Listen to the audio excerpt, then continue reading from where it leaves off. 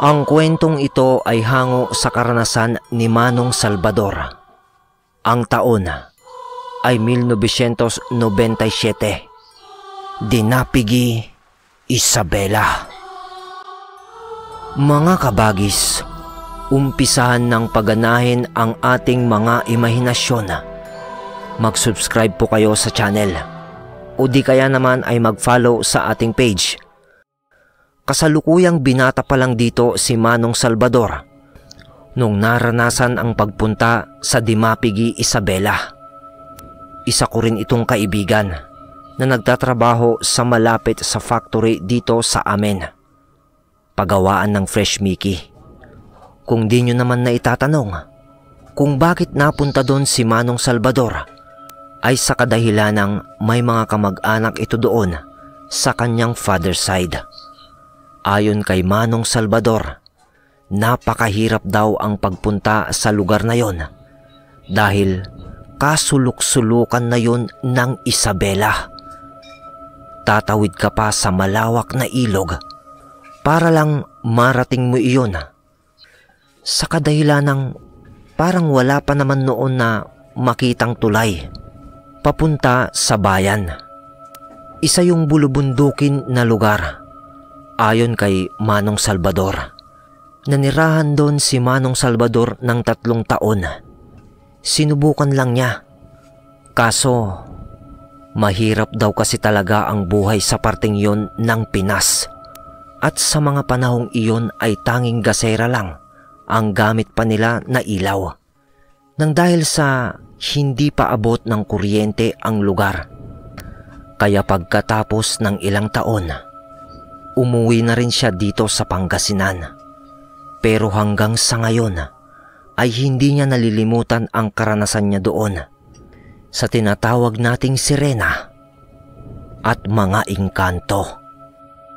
Isang araw, nang inaya siya ng kanyang mga pinsan doon na mangisda sa tinatawag nilang lugar na Di Magasangan. Doon sa parteng yon ng lugar ay may mga nangingisda na ilan na taga-baryo. Merong kuweba sa lugar na yon na dinadaanan din ng tubig dagat. Sabi nga ni Manong Salvador, maganda ang tanawin doon. Sa tuktok ng bundok na yon ay may makikita kang namimingwit ng napakahahaba ng mga lubid. Kasi nga sa mataas na bahagi ng lupa nakatungtong ang mga to habang namimingwit. Mga katutubo daw ang mga yon sa Dimapigi. Habang nangangalap naman ng isda malapit doon sa kuweba. Nung napunta doon ang isa sa mga yon, yung namimingwit, na bumaba mula sa mataas na bahagi ng lugar. Mga kaibigan, huwag kayong masyadong lumapit dyan sa kuweba. Baka maengkanto kayo. Wika nito na parang basta na lang biglang kinausap sila hindi naman nila yun pinapansin. Gawa nga ng abala rin sila sa pangangalap ng isda. Manong, alam na namin yan. Yung tungkol sa engkanto sa kuweba. Salita naman ng pinsan ni Manong Salvador dito sa lalaki na medyo may edad na. Bakit iho? Naranasan mo na ba na mapaglaruan ng engkanto? Hindi pa naman, Manong. Pero kung totoo man yan, dapat sila ang unang nag-iingat sa atin. Dahil una sa lahat, sila ang nakakakita sa atin. At tayo, hindi naman natin alam na nandyan sila. Kaya dapat nga sila yung umiiwas sa atin. Dahil wala naman tayong kaalaman kung nasaan sila. Tapos pag nasagi mo sila o nasaktan, bibigyan ka ng karamdaman o paglalaruan?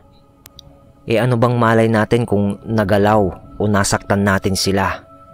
Hindi nga natin sila nakikita Pilosopong sagot naman ng pinsan ulit ni Manong Salvador. Sige iho, aalis na ako. Mag-iingat na lang kayo dahil may sarili ka rin naman palang paniniwala. Paano? Ingat. Sana makarami kayo ng kuha. Umalis na yung lalaki at umakyat na sa lugar na kanilang pinamimingwitan. Insan, totoo ba yung sinasabi ng matanda? Tanong ni Manong Salvador sa kanyang pinsan. Psst! Hayaan mo yun. Nananakot lang yun para makapamingwit sila na walang istorbo dito. Inggit lang yun. Dahil tayo nagkakalap. Samantalang sila, kahit maghapon silang mamingwit dyan, konti lang makukuha nila.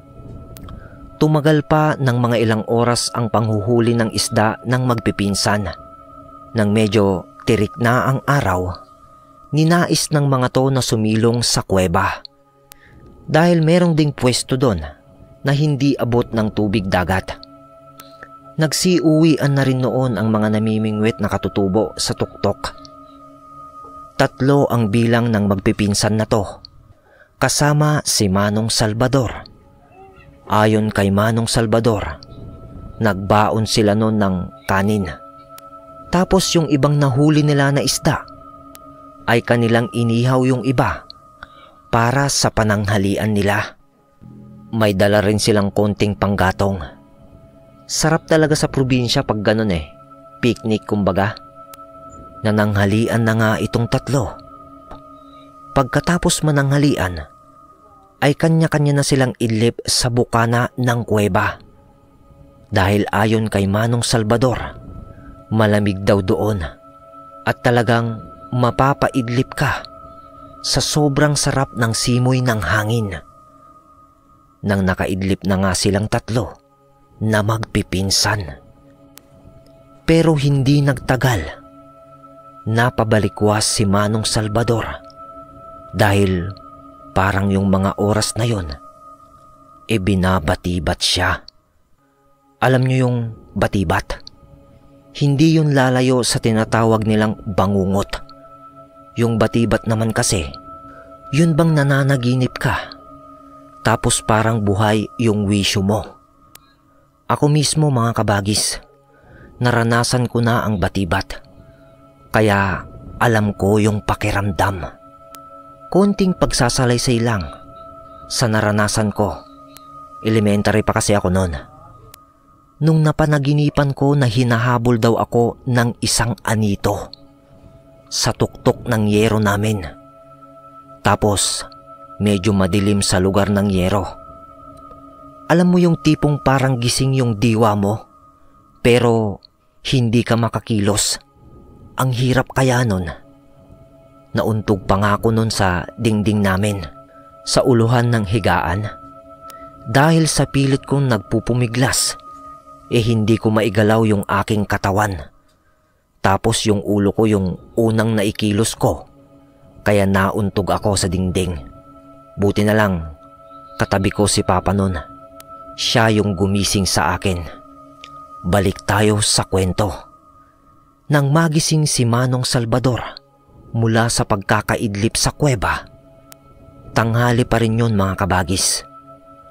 May nakita si Manong Salvador na kumakaway sa kanya mula sa dagat. At nang tignan niya yung 2 pinsan niya, tulog pa rin ang mga to. Yung isa nga, nakatalukbong pa yung sombrero nito sa kanyang muka habang nakasandal ito sa bato na natutulog. Hindi na umimik si Manong Salvador.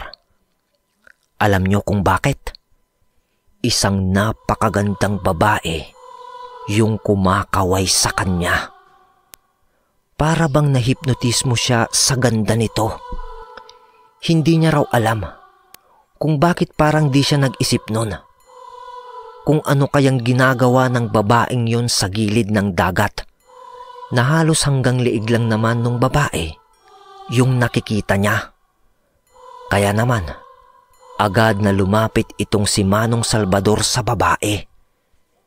Pero nung nilapitan niya na to, may bigla na lang gumawa ng ingay.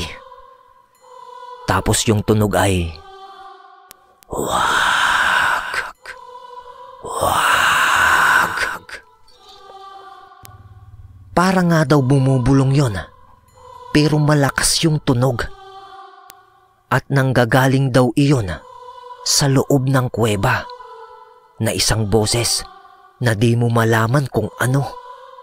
Liningon niya yun. Pero ang tanging nakita lang niya ay yung dalawang pinsan niyang tulog. At nung pagbaling niya ng kanyang tingin ulit sa babae, medyo lumayo na ito sa gilid ng dagat. Sa pagkakapaliwanag kasi ni Manong Salvador sa akin, yung gilid ng bundok na yon at yung kuweba ay biglang palalim. Hindi kagaya ng tipikal na beach resort na mga dagat na pinupuntahan natin, na dahan-dahan na lumalalim mula sa pangpang. Yun hindi. Malalim na agad sa gilid pa lang. Kaya naman napataka si Manong Salvador noon. Malalim na yung pwesto ng magandang babae. Pero napakahusay naman nun na lumangoy. Kasi parang wala lang sa kanya yung lalim nun. Sumenyas naman itong babae na ikinakampay-kampay ang kanyang kamay, na parang inaaya nito si Manong Salvador na sumama sa kanya sa tubig. Nang may boses na naman na nagsalita, "Hoy! Lumayas ka dito! Huwag mong biktimahin yung tao!" Wika ng boses na naman. Tapos biglang gumalaw na yung babae.